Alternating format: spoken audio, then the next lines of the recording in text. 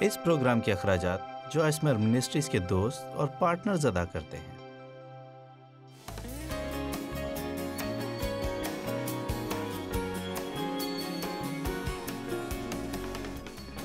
آج میں آپ سے بات کرنا چاہتی ہوں کہ جب خدا آپ کو نہیں چنتا تو آپ کا رد عمل کیا ہوتا ہے؟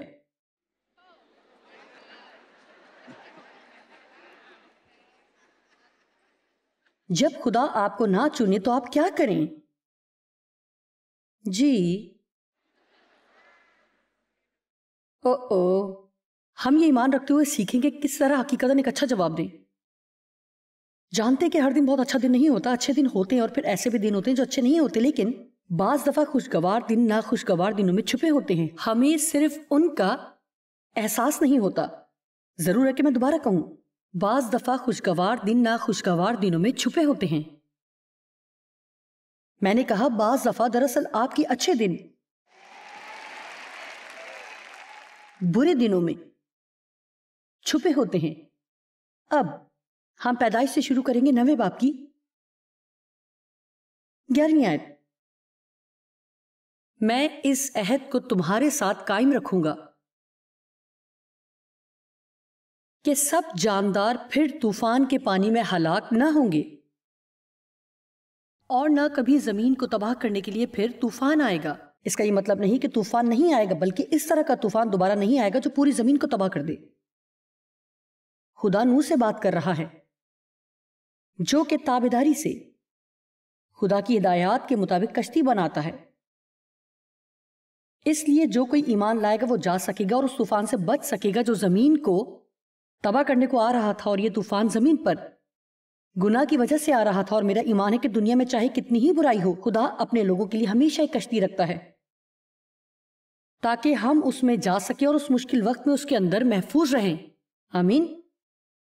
خدا نے کہا یہ میرے عہد کی یادگار ہے، باضابطہ عہد جو میں اپنے اور تمہارے درمیان باندھ رہا ہوں، تمہارے ساتھ رہنے والی ہر جاندار چیز کے ساتھ اور مستقبل کی تمام نسلوں کے ساتھ میں کرنوں کی کمان یعنی قوس قزح بادلوں پر رکھوں گا، اور یہ عہد کا نشان یا میرے عہد کی ضمانت ہوگا جو میرے اور پوری زمین کے درمیان ہے۔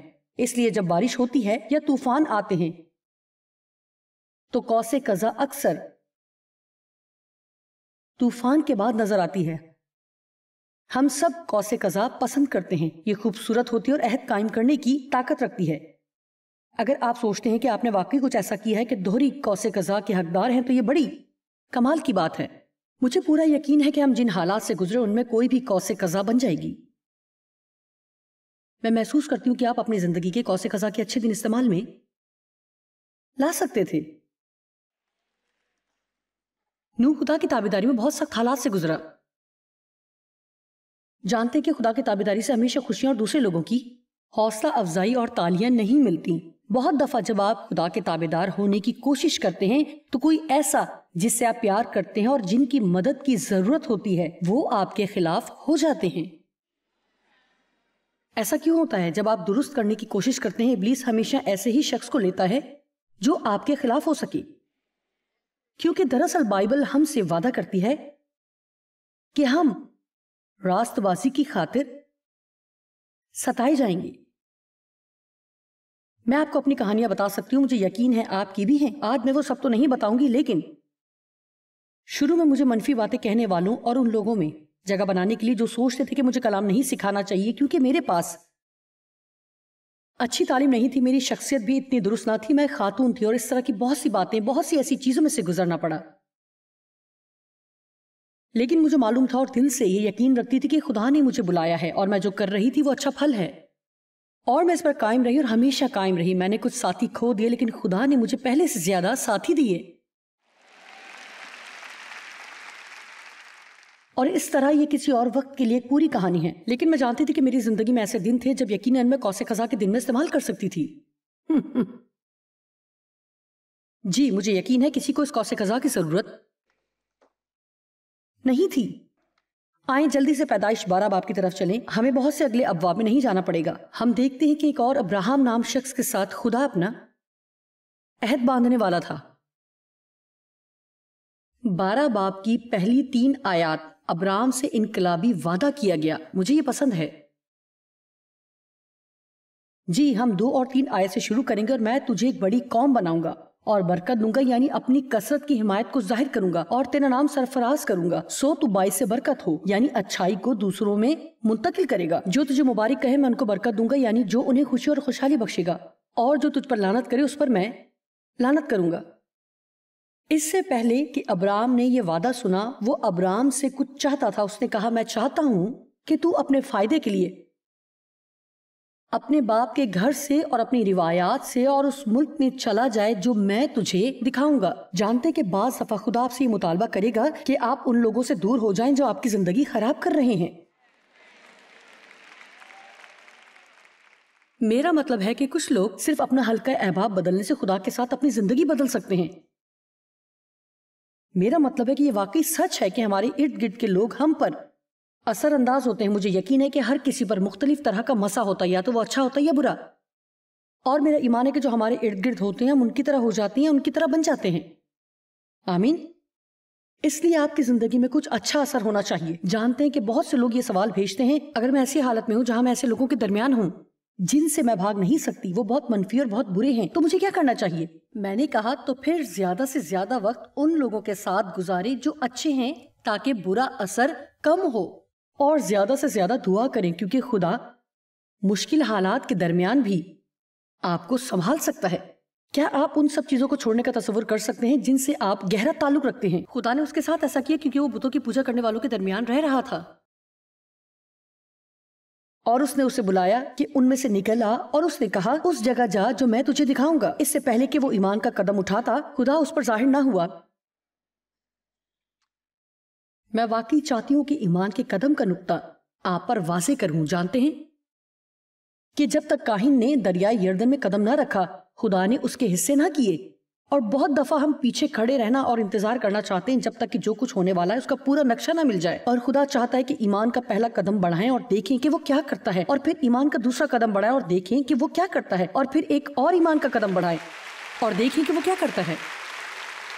اسی طرح سے میں جہاں تھی وہاں سے یہاں تک پہنچی ہوں. میں نے اسی پلیٹ فارم سے شروع نہیں کیا. میں نے 5 سال تک گھر میں 25 لوگوں کو بائبل اسٹڈی کروائی، اور میں 25 لوگوں کے ساتھ وفادار تھی. میری بہت اچھی کل وقتی نوکری تھی اور میں اچھی تنخواہ لیتی تھی تاکہ میں اس خدمت کے لیے تیار ہو جاؤں جیسا کہ میں نے سوچا تھا کہ خدا مجھے استعمال کرے گا. کیونکہ میں حقیقتاً بائبل کو نہیں جانتی تھی اور نہ ہی میں کبھی بائبل اسکول گئی، لیکن میں نے خود ہی مطالعہ کیا اور روح القدس نے مجھے سکھایا، اور اب جو کچھ میں کر رہی ہوں اس کے لیے تیار کیا. بے شک میرے پاس کوئی اعلیٰ اسناد نہیں تھی، لیکن میں نے خدا کے کلام کو اپنی زندگی پر لاگو کیا، اور میں آپ کو بتا سکتی ہوں اور بآواز چلا سکتی ہوں کہ خدا کا کلام ہماری زندگیوں میں کام کرتا ہے. اور پھر میں نے 1 سال کچھ بھی نہیں کیا، اور اس دوران کیونکہ میرے خیال میں خدا نے کہا میں چاہتا ہوں کہ تو ان بائبل اسٹڈیز کو لکھ اور دیکھ میں ایک نیا کام کروں گا. اور جانتے ہیں میں پرجوش ہو گئی. دیکھ میں ایک نیا کام کروں گا. اس نے مجھے یہ نہیں بتانا چاہا کہ یہ کیا تھا، لیکن 1 سال تک میں نے کچھ نہیں کیا، اور وہ میری آزمائش کا سال تھا تاکہ میری رویا واضح ہو، تاکہ وہ دیکھ سکے کہ میں اس پر قائم رہوں گی یا نہیں. اور اس سال میں کچھ نہیں کر رہی تھی، لیکن خدا میرے اندر کچھ کام کر رہا تھا. جو میں نے کہا کہ آپ نے سنا، میں نے کہا اس سال میں کچھ نہیں کر رہی تھی، لیکن خدا میرے اندر کچھ کام کر کے اس اگلی خدمت کے لیے مجھے تیار کر رہا تھا جو میرے ذریعے وہ کرنے والا تھا. اس سے پہلے کہ خدا آپ کے ذریعے کچھ کرے، وہ ضرور ہی آپ کے اندر پہلے کچھ کام کرے گا. آمین. اور میرا یقین کریں جب خدا ہمیں کھینچنے کی کوشش کرتا ہے تو ہم صرف قوس قزح کے دن ہی نہیں پاتے. آمین. اس طرح یہاں ابرام ایک بڑے وعدے کو لیتا ہے. آئیں دوبارہ دیکھیں. اور میں تجھے ایک بڑی قوم بناؤں گا اور برکت دوں گا، یعنی تیری حمایت میں رہوں گا اور تیرا نام سرفراز کروں گا، سو تو باعث برکت ہوگا، ہر کوئی تیرے نام کو جانے گا. بہت سے زبردست وعدے. لیکن اس وقت ابرام 75 سال کا تھا جب خدا نے اسے یہ سب کہا. اور اس وعدے کے پورا ہونے تک وہ 99 سال کا تھا، یعنی 24 سال لگے. دیر ہونے کا مطلب ہمیشہ انکار نہیں ہوتا. آمین. اور یہ واقعی پوری بائبل میں ہے. داؤد تاج پہننے سے 20 سال پہلے ہی بادشاہ ہونے کے لیے مسح کیا گیا. ہم آج اس طرح کی چیزیں سیکھیں گے، لیکن میں آپ کو کچھ بتاتی ہوں. اگر آپ صبر سے نہیں چلنا چاہتے اور آپ ایک لمبے فاصلے تک چلنے کے لیے تیار نہیں، تو شاید آپ نے خدا کے ساتھ ابھی شروع نہیں کیا، کیونکہ وہ ہمیں تھوڑا تھوڑا اور جلال سے جلال تک بدلتا ہے. اور سنیں، ہمیں جو ترقی ملتی ہے اسے اچھی طرح منانا چاہیے، اور جو کچھ رہ گیا ہے اس کے بارے میں افسوس کرنا بند کرنا چاہیے. شاید جہاں آپ کو ہونا چاہیے تھا وہاں نہیں ہے، لیکن آپ خدا کا شکر کر سکتے ہیں کہ جہاں آپ تھے وہاں نہیں ہے. میں نہیں جانتی کہ اس شام سے پہلے آپ کہاں تھے، لیکن شاید یہاں تو نہیں تھے.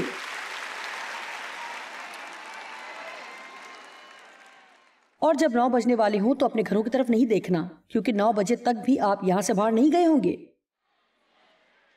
جب آپ کسی اور جگہ گئے تھے جہاں آپ جاتے رہتے ہیں، اور آپ نے وہاں وقت کی بالکل پرواہ نہیں کی.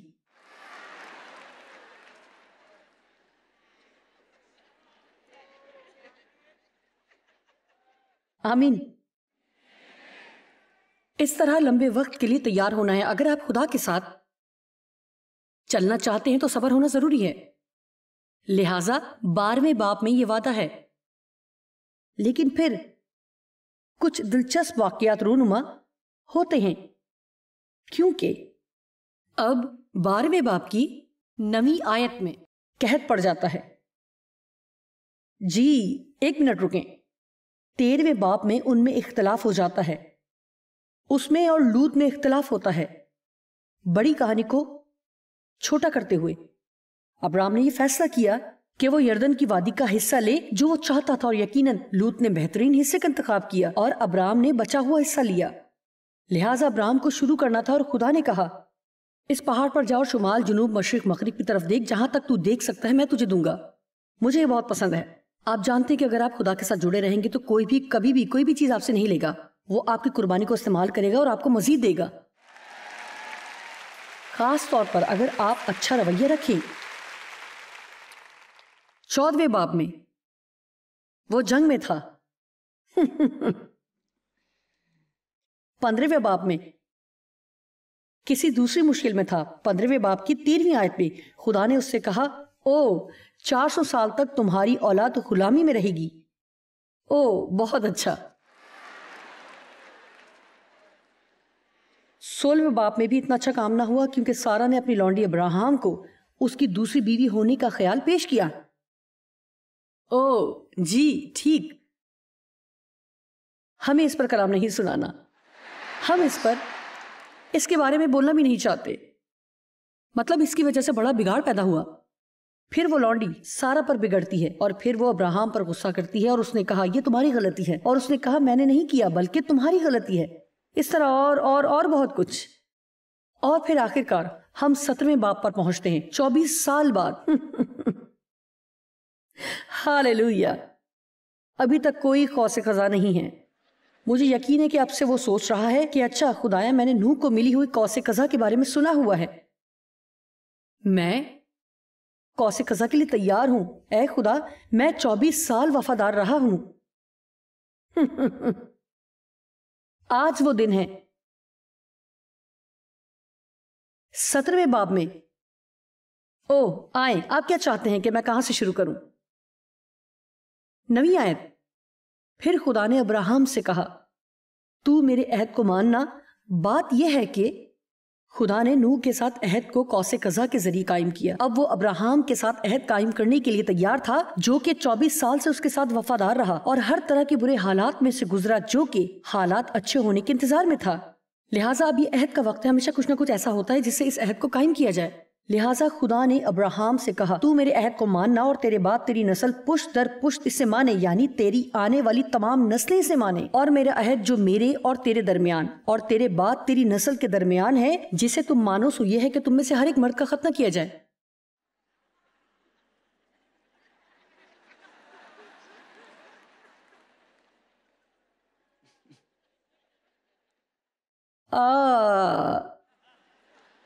ایک منٹ رکیں. خدایا نوح کو قوس قزح اور مجھے ختنہ کیوں ملا؟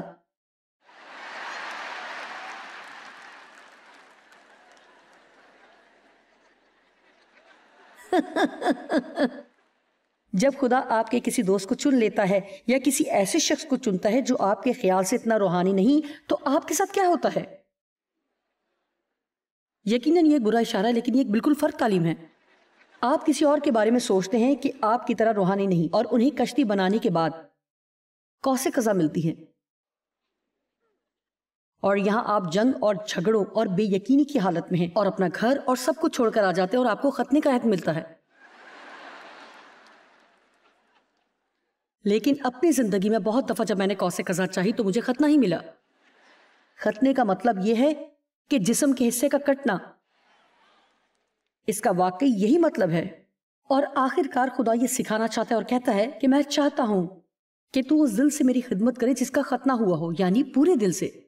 لہٰذا نہ صرف ابراہم اور اس کے گھرانے اور خاندان کے مردوں کا ختنہ ہوا، بلکہ ان کے ملک کے ہر مرد کا ختنہ کیا گیا۔ میرے خیال میں ابراہم ہرگز بہت مشہور شخص نہیں تھا۔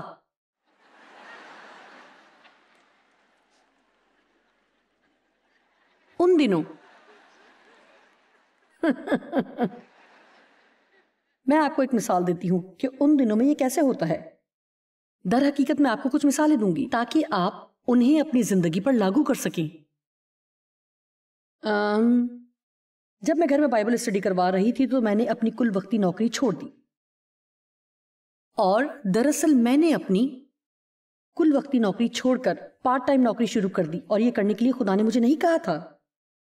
اس نے میرے دل میں ڈالا کہ میں نوکری چھوڑوں اور اس پر بھروسہ کروں، لیکن ہمارے بل ہماری آمدنی سے کچھ زیادہ ہی تھے، اور یہ سب کچھ کر کے بغیر کسی فضول خرچی کے ہمارے اخراجات پورے ہو جاتے تھے۔ اس طرح ہمیں بل ادا کرنے کے لیے صرف $40 چاہیے ہوتے تھے، جبکہ ہمیں دوسری چیزیں مثلاً ہماری چیزوں کی مرمت، جوتوں وغیرہ، میڈیکل، کپڑے اور باقی چیزوں کی ضرورت بھی ہوتی تھی۔ اس طرح ہمیں ایسے حالات میں لایا گیا جہاں ہم مالی طور پر خدا پر بھروسہ کرتے۔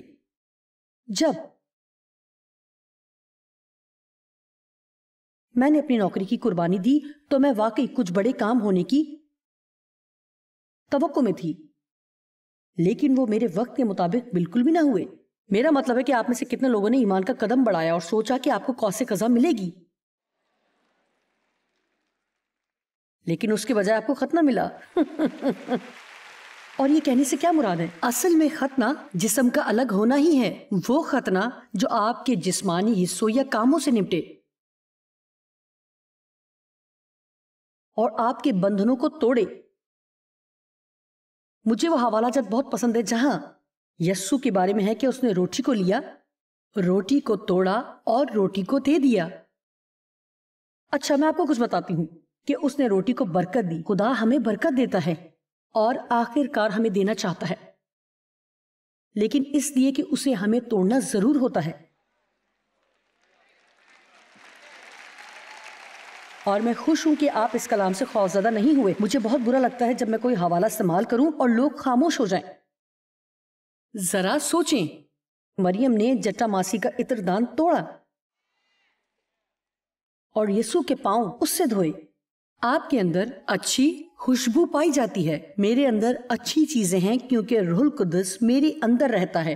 ہمارے اندر اچھی چیزیں ہیں، لیکن یہ تب تک ہمارے اندر سے نہیں نکلیں گی جب تک کہ جسم توڑا نہ جائے۔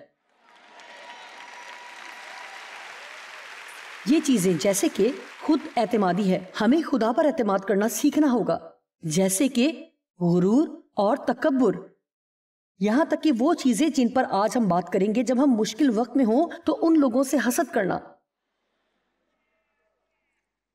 جو قوس قزح حاصل کرتے ہیں۔ آپ بالکل بھی نہیں سمجھ پاتے کہ کیوں خدایا، کیوں میں 15 سال سے کنواری کیوں ہوں؟ میں ہر روز دعا کر رہی ہوں کہ مجھے شوہر عطا کر، اور میں خود سے کسی معقول شخص سے ملاقات نہیں کر سکتی۔ اور میری اس دوست نے جس نے مسیح کو قبول کیا ہے،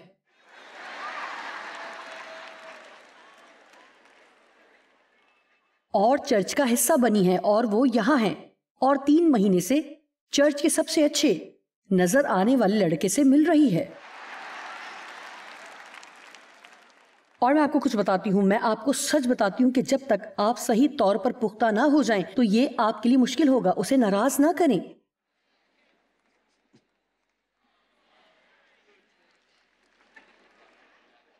خداوند کی تعریف ہو بہن، میں آپ کے لیے خوش ہوں۔ نہیں تم نہیں، آپ گھر میں روتے چلاتے ہیں، کیوں خدایا کیوں؟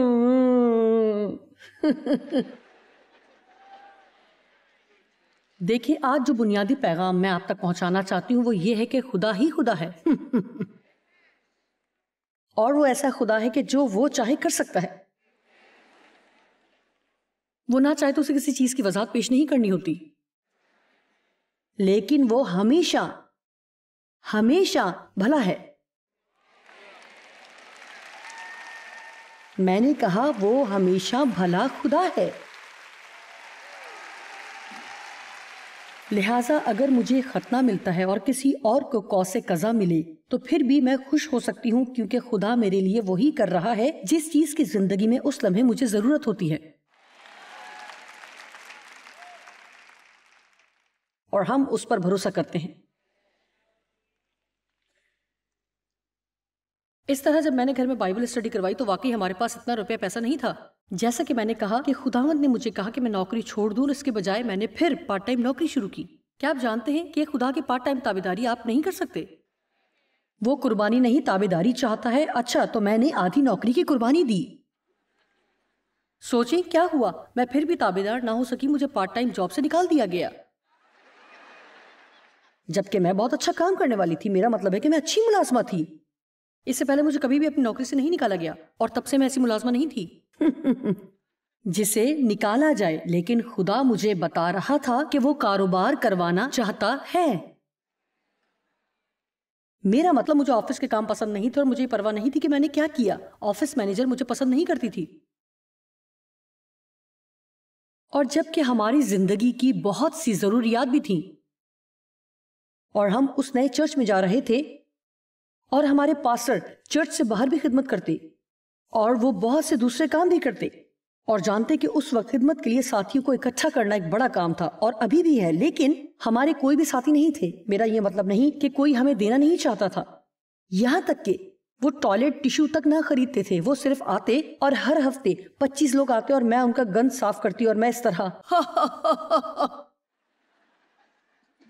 اور وہ میرے گھر کسی کام سے آئے، مجھے یاد نہیں کہ وہ کیا کام تھا۔ انہوں نے کہا، او میں بہت خوش ہوں، اور میں پچھلے ہفتے یہاں سے گیا اور $200 مجھے ماہانہ دیتے ہوئے کوئی میرا ساتھی بنا، اور ہم نے یہ ہدیہ لیا، اور یہ بہت زبردست تھا۔ میں اس پر خوش ہونے کی کوشش کر رہی تھی، اور اچانک اس نے میری طرف دیکھا اور کہا، او میں نے آپ سے جو کہا سب ٹھیک ہے؟ میں نے کہا، خداوند کی تعریف ہو، جی ہاں میں آپ کی بات سے خوش ہوں۔ او میرے خدایا، جب وہ گیا میں اپنی بیٹی کے بیڈ پر جا کر گری اور ایسے روئی جیسا میرا دل ٹوٹ گیا ہو۔ میں قوس قزح چاہتی تھی۔ تو یہ انہیں کیوں ملی؟ قوس قزح مجھے کیوں نہیں ملی؟ کیا آپ سب سمجھ رہے ہیں؟